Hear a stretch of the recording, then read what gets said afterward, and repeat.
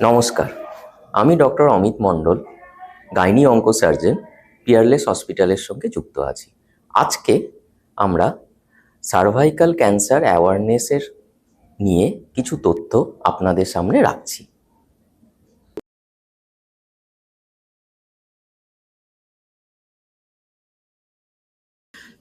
Cervix হচ্ছে জরায়ুর নিচের অংশটাকে সার্ভিক্স বলে, এবং এখানে সেলস আছে অনেক রকমের।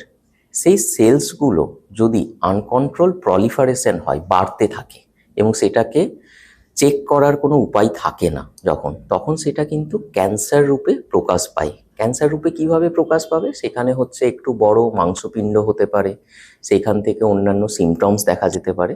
তখন তাকে আমরা কিন্তু সার্ভাইকাল ক্যান্সার হিসাবে চিহ্নিত করে থাকি।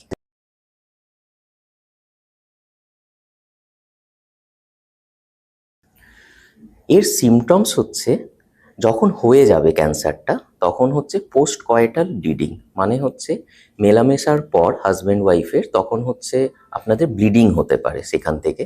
এবং ইন্টারমেনস্ট্রুয়াল ব্লিডিং, মানে মাসিকের মাঝখানে হঠাৎ 10 দিন 15 দিন পর কিছুদিন ব্লিডিং হলো, আবার থেমে গেল, আবার ব্লিডিং হতে থাকলো। অথবা সাদা স্রাব, যেটা দুর্গন্ধযুক্ত হতে পারে অথবা নাও হতে পারে, কিন্তু সেটা কন্টিনিউয়াসলি হয়ে যাচ্ছে, কখনোই থামছে না, ওষুধপত্র খেলেও সেটা খুব একটা কমছে না। এবং এইটা যদি এক্সটেন্সিভ হয়, মানে জরায়ু থেকে যদি অন্যান্য শরীরের অর্গানে ছড়িয়ে পড়ে, তাহলে হচ্ছে সেই রকম সিমটম দেবে। যেমন লিভারে যদি ছড়িয়ে পড়ে তাহলে জন্ডিস দেখা যেতে পারে, যদি হাড়ে ছড়িয়ে পড়ে তাহলে বোন পেন, হাড়ের ব্যথা হতে পারে, যদি ফুসফুসে ছড়িয়ে পড়ে তাহলে কাশি এবং তার সঙ্গে রক্ত উঠতে পারে, অথবা ফুসফুসটা ভারী লাগতে পারে বুকের কাছে। কেন? কারণ জল জমতে পারে। তাহলে হচ্ছে যদি এটা ছড়িয়ে যায় একরকম সিমটম, আর যদি সার্ভিক্সের মধ্যেই থাকে তাহলে হচ্ছে আরেক রকম সিমটম।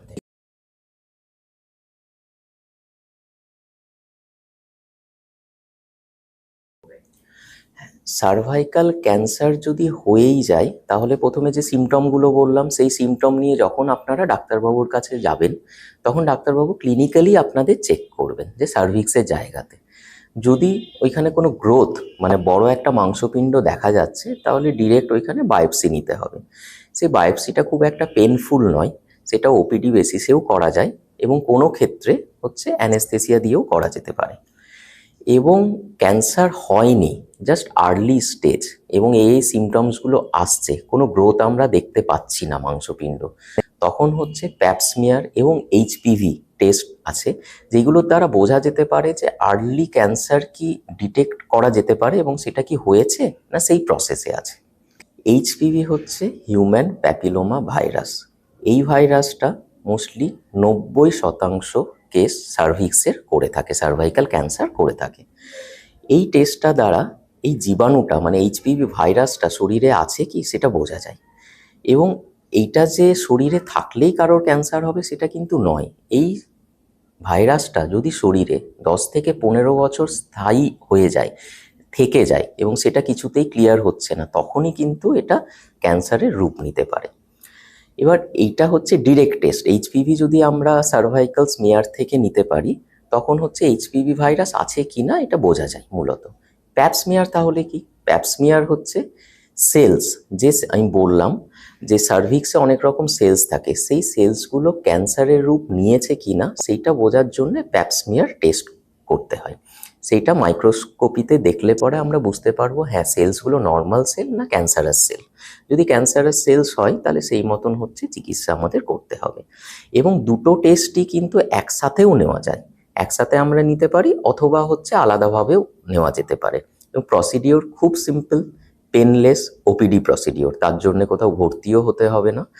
এবং এখনকার যুগে যদি আপনারা চান যে আমরা বাড়িতে নিতে চাই, এটা অবশ্যই কোথাও যেতে হবে না, নিজেরাও আপনারা সেলফ কালেক্টেড স্যাম্পেলও আপনারা দিতে পারেন। যদি সেলফ স্যাম্পলিং করতে হয় তাহলে হচ্ছে কিট পাওয়া যায় কিছু হসপিটাল থেকে, সেইটা নিয়ে পরে আপনাদের প্রসিডিওর ডাক্তারবাবুরা বলে দেবে কিভাবে।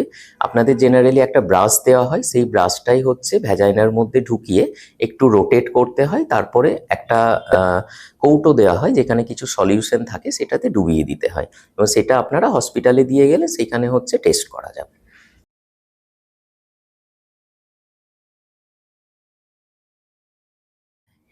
যদি বলি যে এই ক্যান্সারের চিকিৎসা হচ্ছে বিভিন্ন স্টেজ ওয়াইজ আলাদা আলাদা। যদি খুব আর্লি স্টেজে ধরা পড়ে, মানে স্টেজ 2A পর্যন্ত, তাহলে কিন্তু আমরা অপারেশন করতে পারি। 2A মানে হচ্ছে শুধু সার্ভিক্সের মধ্যেই এটা ছড়িয়ে আছে, অন্য কোথাও ছড়ায়নি। কিন্তু 2A পরে যদি হয়ে যায় 2B থেকে 4, তাহলে কিন্তু তখন এটার অপারেশন করা যায় না। তখন এর মূলত চিকিৎসা হয়ে যায় রেডিওথেরাপি, এবং রেডিওথেরাপির সঙ্গে কিছু কেমোথেরাপি দিতে হয় যাতে রেডিওথেরাপিটা ভালো কাজ করে। এবং আরেকটা জিনিস, যদি এটা লাংস, ফুসফুস বা অন্যান্য লিভার ছড়িয়ে গেল, যেটা স্টেজ 4B হয়ে গেল, তখন কিন্তু রেডিওথেরাপিও কাজ করবে না। তখন আমরা প্যালিয়েটিভ কেয়ার মানে সিমটমেটিক কেয়ার হিসাবে এই পেশেন্ট চলে যায়। তখন তার যে সিমটমসগুলো হচ্ছে সেটাকেই কন্ট্রোল করা হচ্ছে মূল উদ্দেশ্য থাকে, তখন এটাকে প্যালিয়েটিভ কেয়ার বলি। সেই ক্ষেত্রে কিছু প্যালিয়েটিভ কেমোথেরাপি এবং সিমটমেটিক ট্রিটমেন্ট দিয়ে আমরা পেশেন্টকে যতদিন পারা যায় ততদিন হচ্ছে ওনাদের ডিজিজটা কন্ট্রোল করে আমরা রাখতে পারি।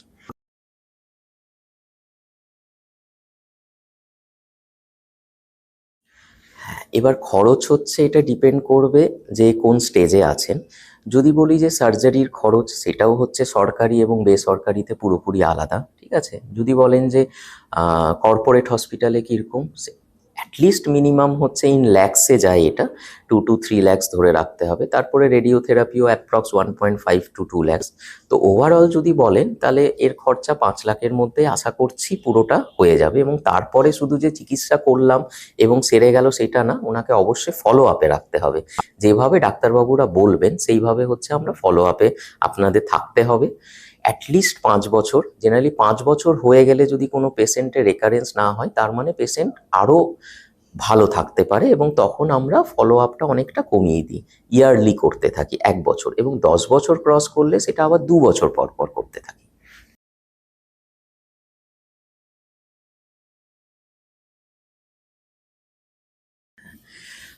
যদি বলি যে টিকা, তার মানে হচ্ছে এই একমাত্র ক্যান্সার, সার্ভাইকাল ক্যান্সার, যেটা টিকা আছে। এছাড়া কোনো ক্যান্সারেরই এখনো পর্যন্ত টিকা বেরোয়নি।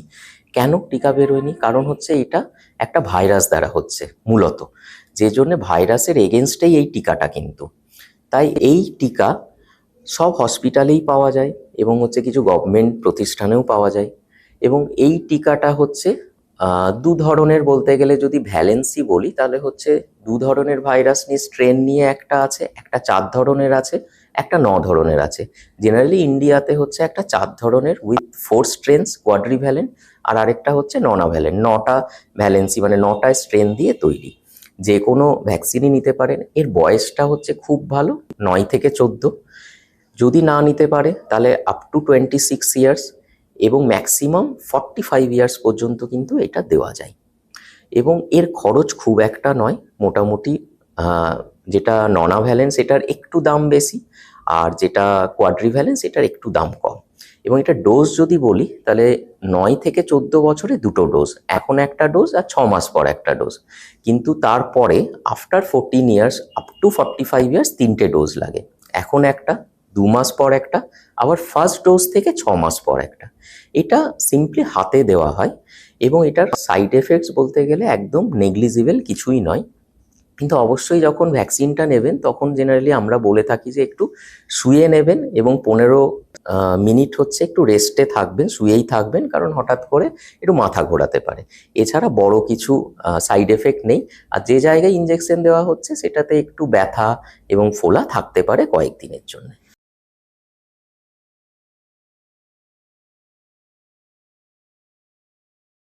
অবশ্যই অল্প বয়সে যদি বিয়ে হয়, তার মানে হচ্ছে সেই ভাইরাসটা শরীরে ঢুকবে অনেক কম বয়সে। জেনারেলি ভাইরাসটা ঢোকে আফটার ইন্টারকোর্স, মেলামেশার পরে। এবং সেই জন্যে হচ্ছে যদি বেশি দিন থাকে, তার মানে 10 থেকে 15 বছর, তার মানে হচ্ছে এই পপুলেশনে যাদের কম বয়সে বিয়ে হচ্ছে তাদের কিন্তু সার্ভাইকাল ক্যান্সার হওয়ার প্রবণতা একটু বেশি থাকে। এবং যাদের বারবার বাচ্চা, বেশি বাচ্চা, অনেক, মূলত 2 থেকে বেশি, তাদেরও কিন্তু এটার বেশি রিস্ক হতে পারে।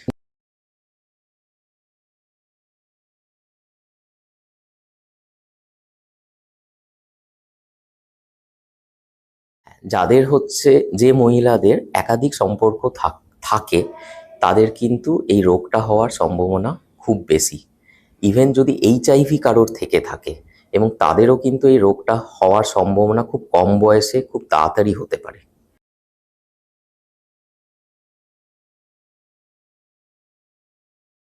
হ্যাঁ, খাবার বা জীবনযাত্রা যদি বলি তাহলে হচ্ছে এই ভাইরাসটা কাদের শরীরে স্টে করে যায়। জেনারেলি সবার শরীরে এটা আসতে পারে, কিন্তু 2 বছরের মধ্যে এটা ইমিউনিটি ভালো থাকলে ক্লিয়ার হয়ে যেতে পারে। কিন্তু যদি ইমিউনিটি কারোর ভালো থাকে তাহলে কিভাবে ইমিউনিটি বাড়াবেন? সেটা হচ্ছে মূলত ভালো খাবার খেয়ে ঠিকঠাক ফল মূল এবং সবজি সব কিছু খাবার, যেগুলো খুব নিউট্রিশাস খাবার খেয়ে, এবং হচ্ছে স্মোকিং অ্যাভয়েড করে, যেগুলোতে আমাদের ইমিউনিটি কমিয়ে দেয়। সেইভাবে যদি আমরা চলতে পারি তাহলে এই ভাইরাসটা ইজিলি ক্লিয়ার হয়ে যাবে শরীর থেকে। তাহলে সেই মতন হচ্ছে আমাদের ক্যান্সারটাও, ভাইরাসটা যদি শরীর থেকে চলে যায় তাহলে ক্যান্সার হওয়ার প্রবণতা অনেকটাই কমে যাবে। তাই হচ্ছে জীবনযাত্রা এবং সুষম খাদ্য যদি কেউ খেতে পারেন তাহলে অবশ্যই একটু প্রোটেক্টিভ এফেক্ট আছে। হ্যাঁ, যারা জেনারেলি হচ্ছে বসে বসে কাজ করে, এখন ম্যাক্সিমামই হচ্ছে ওয়ার্ক ফ্রম হোম বা বসে বসে কাজ করার যুগ। সেখানে অবশ্যই সবাইকেই অ্যাটলিস্ট রেগুলার এক্সারসাইজের মধ্যে, সেটা জিমে না গিয়েও হবে, সেটা হচ্ছে ফ্রি হ্যান্ড এক্সারসাইজ, এইগুলো করলেই হচ্ছে শরীরের মধ্যে মেটাবলিজম খুব ভালো হবে এবং ইমিউনিটি পাওয়ারও বাড়বে। তাই যদি কিছু সময় বের করে আমরা এক্সারসাইজ করতে পারি তাহলে সেটা সব থেকে ভালো হয়।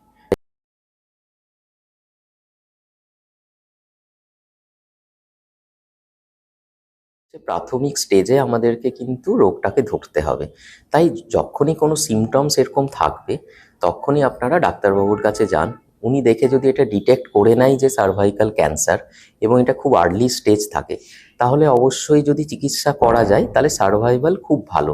যদি আমি বলি স্টেজ ওয়াইজ, যেটা বলছিলাম, স্টেজ 1-এ যদি কেউ ডিটেক্ট করে তাহলে হচ্ছে 100 জনের মধ্যে 95 জনই হচ্ছে 5 বছর কিন্তু ভালো থাকতে পারে। এটা যদি স্টেজ 2-তে চলে আসে তখন 70 জন হয়ে যাবে, কমে যাবে। এটা স্টেজ 3-তে এলে অ্যাপ্রক্স 60% হয়ে যাবে। স্টেজ 4-এ এলে সেটা 20 হয়ে যায়। তো সেই জন্য যত আর্লি স্টেজে আমরা ধরবো সেটা হচ্ছে তত সংখ্যক পেশেন্ট কিন্তু ভালো থাকবেন বেশি সময়ের জন্য।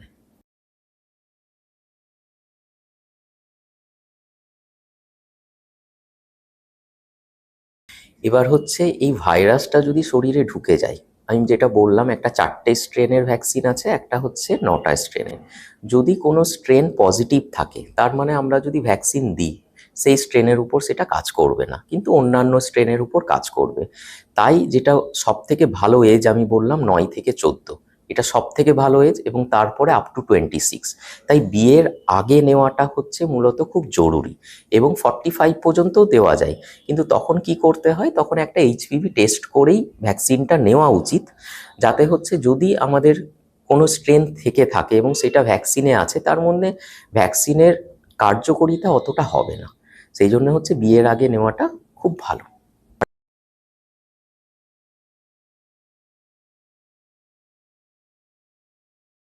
সার্ভাইকাল ক্যান্সার রোধে হচ্ছে যখন যদি একাধিক সম্পর্ক থাকে সেখানে হচ্ছে আপনারা কন্ডোম ইউজ করতে পারেন, যাতে ভাইরাস ট্রান্সমিশনটা আমরা কমাতে পারি। নেক্সট হচ্ছে ইমিউনিটি আপনাদের বাড়াতে হবে। ইমিউনিটি বাড়ালে পরেও হচ্ছে সেই ভাইরাস শরীরে থাকলেও বেরিয়ে যেতে পারে। এবং নেক্সট হচ্ছে হাইজিন। হাইজিন হচ্ছে খুব ইম্পর্টেন্ট। যদি হাইজিন ভালো থাকে তার মানে হচ্ছে আপনাদের ইমিউনিটিও ভালো থাকবে, এবং যে ভাইরাসটা আছে সেটা বডি থেকে ক্লিয়ার হওয়ার সম্ভাবনা খুব বেশি।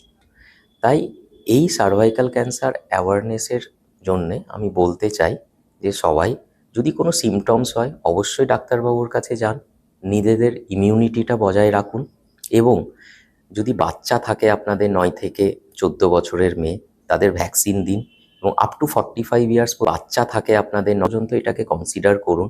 যাদের এজ 45-এর উপর হয়ে গেছে তাদের তো আর ভ্যাকসিনের উপায় নেই, তাদের অবশ্যই এইচপিভি বা প্যাপ টেস্ট করান অ্যাটলিস্ট জীবন দশায় 2বার।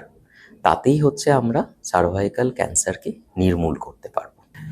ডক্টর সাপোর্টে অনেক ভিডিওস আছে যেগুলো হেলথ রিলেটেড সব প্রবলেম নিয়ে বলা আছে, সেগুলো আপনারা অবশ্যই দেখুন। এবং মহিলারা যারা আছেন তারা নিজেদের প্রবলেম অনেক সময় বলতে পারেন না, অবশ্যই কোনো প্রবলেম হলে তাদের ফ্যামিলি মেম্বারকে জানান, ডাক্তারবাবুর কাছে আসুন, কারণ তাদের সুস্থতা হচ্ছে কাম্য। কারণ তারা যদি সুস্থ না থাকে তাহলে পরিবার সুস্থ থাকতে পারে না। সেই জন্য সুস্থ থাকুন, ভালো থাকুন, এই বলেই আমি আজকের বার্তা শেষ করছি। নমস্কার।